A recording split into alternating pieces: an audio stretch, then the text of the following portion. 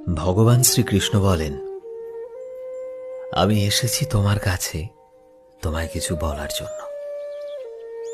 কাঁদছো কেন খারাপ সময় দেখে? এটা আসেই কিছু শেখানোর জন্য। একবার ভাবো, যদি তুমি আমায় ডাক না দিতে, তবে আমি তোমার কাছে কিভাবে আসতাম? আর দুঃখই যদি জীবনে না থাকে, তবে আমরা সুখের মর্ম কিভাবে বুঝতাম? আর কি সুখ দেব আমি তোমায়?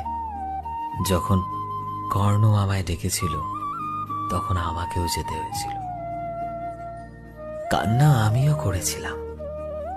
যে গ্রাম আমায় পালন করেছিল, সে সব কিছু ছেড়ে আমাকে যেতে হয়েছিল।